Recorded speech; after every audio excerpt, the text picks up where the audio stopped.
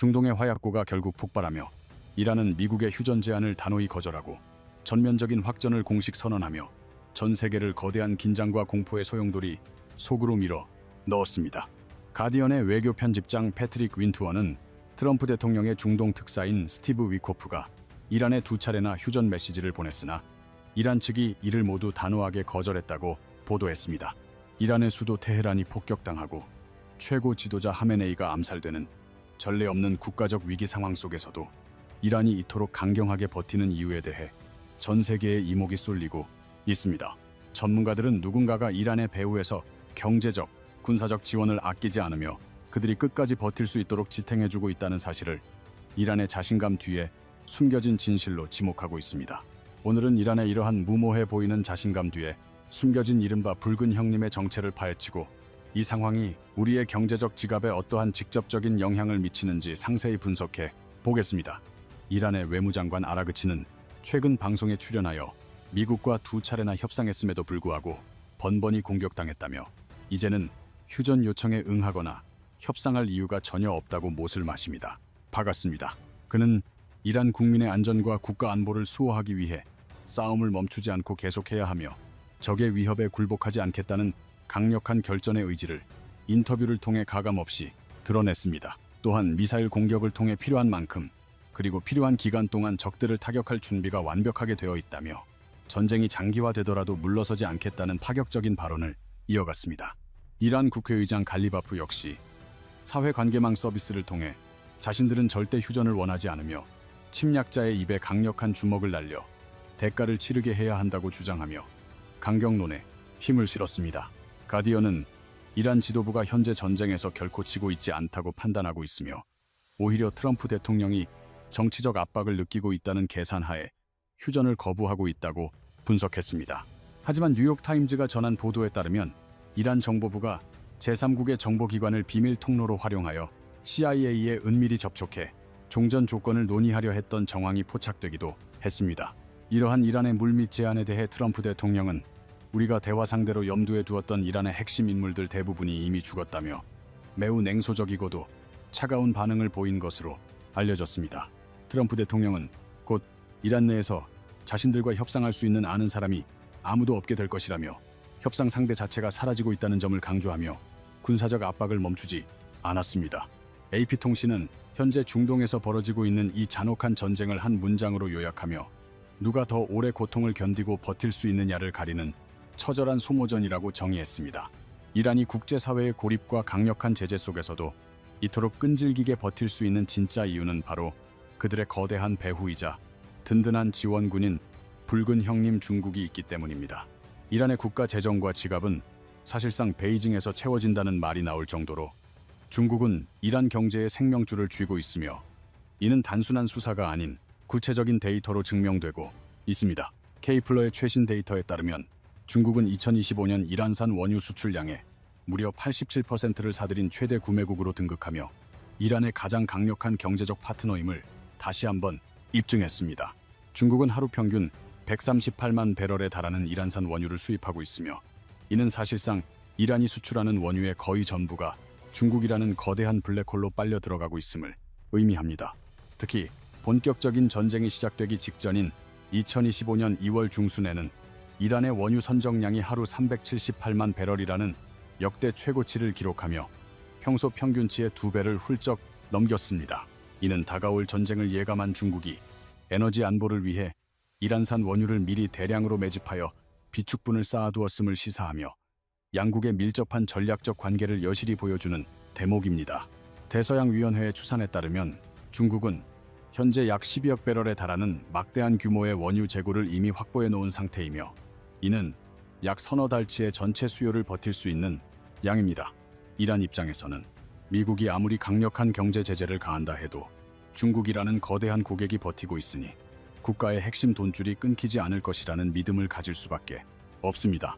그런데 이 원유가 중국으로 전달되는 방식은 가히 소름 돋을 정도로 치밀하며 중국으로 수입되는 이란산 원유의 상당수가 말레이시아나 인도네시아산으로 둔갑하여 거래되고 있는 실정입니다. 중국 세관의 공식 통계상으로는 2022년 7월 이후 이란산 원유 수입이 0으로 기록되어 있지만 이는 미국의 강력한 제재망을 피하기 위해 원산지를 교묘하게 세탁한 결과일 뿐입니다. 콜롬비아 대학 글로벌 에너지 정책센터의 분석에 따르면 중국이 말레이시아로부터 수입하는 원유량은 말레이시아의 실제 원유 생산량보다 무려 2배 이상이나 많은 기이한 현상을 보이고 있습니다. 인도네시아의 경우에도 대중국 원유 수출량이 단기간에 수십 배 이상 급증하는 등 실제로는 이란산 원유가 라벨만 바꾼 채 유령 선단을 통해 중국으로 흘러들어가고 있다는 의혹이 짙습니다. 업계에서 섀도우 플릿이라 불리는 이 유령 선단은 위치 추적기를 끄고 공해상에서 선박 간 이적 작업을 수행하며 감시망을 피해 이란산 제재 원유를 중국 항구로 은밀히 실어 나르고 있습니다. K플러의 조사 결과 2025년 이란산 원유를 운송한 선박의 86%가 이미 제재 대상이었으며 이들 대부분이 위치를 위조하거나 추적을 피하는 유령 같은 행보를 보이고 있음이 드러났습니다. 전쟁이 시작된 이후에도 이러한 은밀한 원유 거래는 멈추지 않았으며 이란은 호르무즈 해협을 통해 최소 700만 배럴의 원유를 중국으로 보냈고 중국은 이를 기꺼이 받아들여 대금을 지불했습니다. 미국 금융 제재로 인해 달러 결제망인 스위프트에서 퇴출된 이란은 원유 수출 대금을 달러 대신 위안화로 결제받으며 중국이 구축한 비공식 금융 네트워크 안으로 깊숙이 편입되었습니다. 중국은 이란과 러시아 등으로부터 국제 시세보다 훨씬 저렴한 가격에 원유를 들여오고 결제는 위안화로 진행함으로써 달러 패권에 정면으로 도전하는 동시에 에너지 비용을 획기적으로 낮추고 있습니다. 이러한 위안화 결제 시스템은 이란이 받은 돈을 다시 중국산 상품이나 인프라 장비를 구매하는 데 쓸 수밖에 없게 만들며 양국의 경제적 이해관계를 더욱 끈끈하게 결속시키는 역할을 합니다. 2021년 체결된 25년 장기 협정은 이란이 원유를 공급하고 중국은 그 대가로 이란 전역의 철도와 통신망 등 핵심 인프라를 구축해주는 1대1로 전략의 핵심적인 축을 담당하고 있습니다. 중국 입장에서도 이란은 중동을 관통하는 1대1로의 필수적인 육상 통로이기 때문에 지정학적 전략 차원에서 이란이라는 파트너를 절대로 포기하거나 잃을 수 없는 절박한 상황입니다. 결국 이 싸움에서 진정으로 미소를 짓는 쪽은 중국일지도 모르며 미국이 중동 전쟁에 자원과 관심을 쏟아붓는 사이 중국은 아시아에서의 영향력을 확대할 수 있는 절호의 기회를 맞이했습니다. 실제로 러시아와 우크라이나 그리고 미국 간의 차기 3자 회담이 이란 전쟁의 여파로 무기한 연기되면서 미국의 외교적 역량이 분산되는 현상이 뚜렷하게 나타나고 있어 중국에게 유리하게 작용하고 있습니다. 중국은 대외적으로는 평화와 휴전을 촉구하며 특사를 파견해 중재자 역할을 자처하고 있지만 물밑에서는 이란의 경제적 기반을 든든하게 받쳐주며 전쟁의 지속 가능성을 높여주고 있는 셈입니다. 여기에 러시아의 존재감도 무시할 수 없는데 이란 외무장관은 러시아가 여러 방면에서 자신들을 돕고 있음을 공식적으로 인정하며 강력한 군사적 협력 관계가 형성되어 있음을 시사했습니다. 내부 소식통에 따르면 러시아는 이란에게 미군 기지의 정확한 위치 정보를 실시간으로 제공하고 있으며 이는 이란의 정밀 타격 능력을 극대화하여 미군에게 실질적인 위협을 가하고 있습니다. 중국이 경제적 돈줄을 쥐고 러시아가 핵심적인 정보와 군사기술을 대주는 이 견고한 삼각 동맹 체제 덕분에 이란은 거대 강국 미국의 압박에도 굴하지 않고 버틸 수 있는 것입니다. 말로는 평화를 외치지만 실제 행동으로는 전쟁의 불씨를 지피는 이중적인 태도 속에서 이제 전 세계의 시선은 경제의 목줄이라 불리는 호르무즈 해협의 긴박한 현장으로 향하고 있습니다. 이란이 호르무즈 해협 봉쇄라는 극단적인 카드를 꺼내들면서 국제해사기구 IMO에 따르면 개전단 2주 만에 인근 해역에서 무려 10척의 선박이 이란의 무차별 공격을 받았습니다. 이 과정에서 최소 7명의 선원이 사망하는 비극이 발생했으며 전 프랑스 해군 제독 파스칼 오세르는 현재 상황에서 이 해협에 민간 선박을 보내는 것은 명백한 자살 행위라고 경고했습니다. 더욱 충격적인 사실은 이란이 호르무즈 해협에 기뢰를 매설하기 시작했다는 것인데 이는 3월 11일 CNN 보도를 통해 확인된 전 세계 에너지 수송로를 마비시킬 수 있는 치명적인 위협입니다. 미국 정부 당국에 따르면 이란은 소형 선박을 이용하여 해협 곳곳에 기뢰를 뿌리고 있으며 그 보유량은 중국과 러시아에서 도입한 것까지 포함해 약 2영계에서 6영계에 달할 것으로 추정됩니다. 트럼프 대통령은 이란에게 실질적인 해군이 없다고 주장하며 전력을 과소평가했지만 실상은 수백 척의 고속정과 기뢰, 부설선의 80, 90%를 여전히 보유하며 미 해군이 대응하기 힘든 속도로 바다를 오염시키고 있습니다. 이에 대해 트럼프 대통령은 즉각적인 기뢰 제거를 강력하게 명령하며 만약 이를 이행하지 않을 경우 이전에 본 적 없는 수준의 군사적 결과가 뒤따를 것이라고 선전포고에 가까운 엄포를 놓았습니다. 미중부 사령부는 3월 11일 기뢰 부설선 16척을 격침했다고 발표했으나 전문가들은 수백 척의 고속정을 무력화하는 것은 단순한 전과 발표와는 차원이 다른 매우 복잡한 작전이라고 지적합니다. 사실 이러한 호르무즈 해협의 기뢰 위협은 이번이 처음이 아니며 1987년에서 88년 사이 이라크 전쟁 당시에도 이란은 똑같은 수법으로 해협에 기뢰를 깔아 국제사회를 위협한 바 있습니다. 1988년 당시 이란의 기뢰는 미 해군 호위함 사무엘 B. 로버츠를 타격했고 이에 레이건 행정부는 보복으로 이란 군함 3척과 석유 플랫폼 3곳을 파괴하는 강력한 군사 행동을 단행했습니다. 현재 페르시아만에는 약 1,500만 배럴의 원유와 450만 배럴의 정유 제품이 갇혀 있으며 저장 탱크가 포화 상태에 이르자 주요 산유국들은 원유 생산을 멈추기 시작하는 극단적인 상황에 직면했습니다.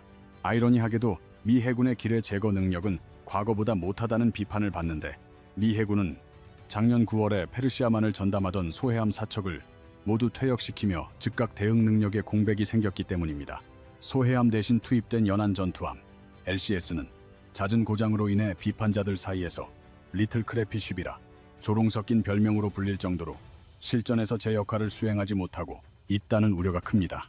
이란군 대변인 졸파가리는 유가가 배럴당 200달러까지 치솟을 수 있다고 경고했으며 사우디 아람코의 CEO 아민 나세르 역시 유조선들이 위험한 해협을 피해 우회하고 있다는 사실을 공식 인정했습니다.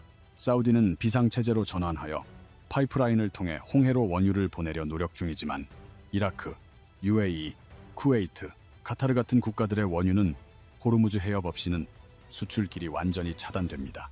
특히 대한민국 경제가 이번 사태에 민감하게 반응할 수밖에 없는 이유는 우리 원유 수급의 목줄이 바로 이 위험천만한 호르무즈 해협에 70% 가까이 의존하며 고스란히 걸려 있기 때문입니다.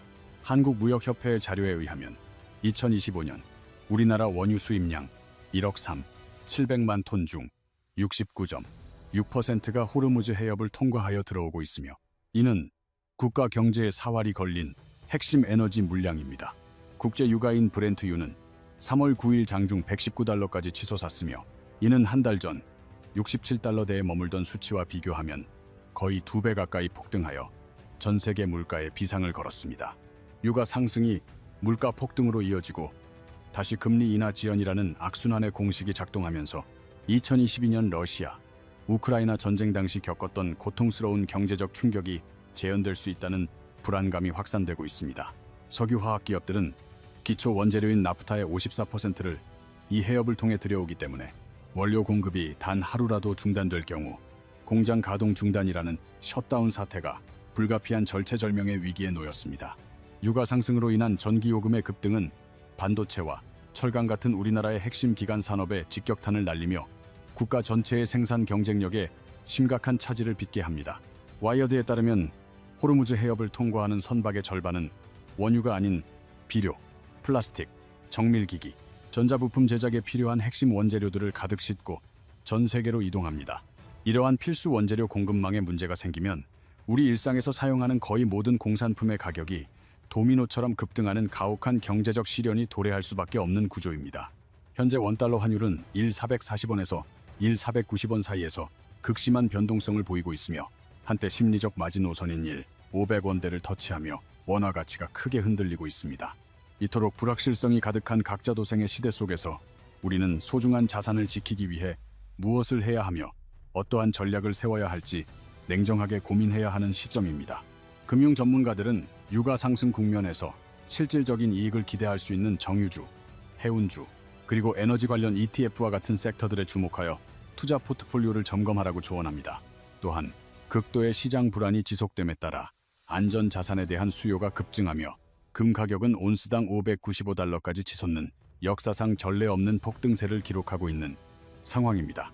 금 가격은 전년 대비 무려 78%나 상승했으며 이는 경제 위기 때마다 사람들이 결국 가장 믿을 수 있는 실물 자산인 금으로 몰려간다는 사실을 여실히 증명합니다. 하지만 무엇보다 우리가 가장 예의주시해야 할 부분은 이번 전쟁의 진짜 키플레이어이자 모든 경제 제재 회피의 통로 역할을 하는 중국의 입과 은밀한 움직임입니다. 만약 미국이 이란과 베네수엘라를 중국 영향권에서 성공적으로 분리해낸다면 중국이 수년간 공들여 쌓아온 위안화 결제망과 제재 회피 인프라는 심각하고도 치명적인 타격을 입게 됩니다.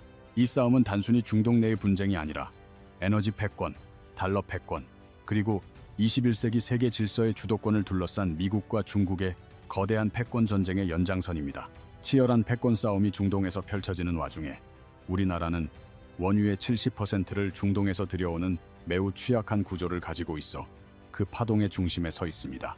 우리는 지금의 상황을 그 어느 때보다 냉정하게 직시해야 하며 개인의 자산 포트폴리오를 재점검하는 동시에 중국의 외교적, 경제적 행보를 매의 눈으로 면밀히 살펴야 합니다. 각자 도생의 시대에서 정보는 곧 생존의 도구이며 자원 안보가 국가의 존망을 결정하는 시대를 살아가고 있는 만큼 스스로의 철저한 대비가 그 무엇보다 중요한 시기입니다. 오늘 분석해드린 이란 전쟁의 숨겨진 이면과 중국의 역할, 그리고 이것이 우리 경제에 미치는 영향에 대한 내용들이 여러분의 현명한 판단에 큰 도움이 되었기를 바랍니다. 앞으로도 급변하는 국제 정세 속에서 우리의 자산과 안위를 지키는 데 필요한 핵심적인 정보들을 가장 빠르고 정확하게 분석하여 여러분께 지속적으로 전달해 드릴 것을 약속합니다. 격동하는 세계 정세는 분명 커다란 위기이지만 철저히 준비된 자에게는 새로운 기회가 될 수도 있으므로 끊임없이 공부하며 변화의 흐름에 유연하게 대처하는 자세를 유지해야 합니다. 중동의 불길이 언제쯤 잦아들지, 그리고 그 여파가 우리 삶에 어떤 구체적인 결과로 돌아올지 끝까지 함께 지켜보며 우리만의 현명한 생존 전략을 함께 모색해 나갑시다. 오늘 영상이 여러분의 경제적 통찰력을 넓히는 데 유익하셨다면 보통의 경제 채널의 좋아요와 구독 버튼을 꼭 눌러주시고 소중한 분들에게도 이 정보를 널리 공유해주세요. 저는 조만간 더 깊이 있고 통찰력 넘치는 분석을 담은 다음 영상으로 여러분을 다시 찾아뵙도록 하겠으며 끝까지 시청해주신 여러분께 진심으로 깊은 감사의 인사를 전합니다.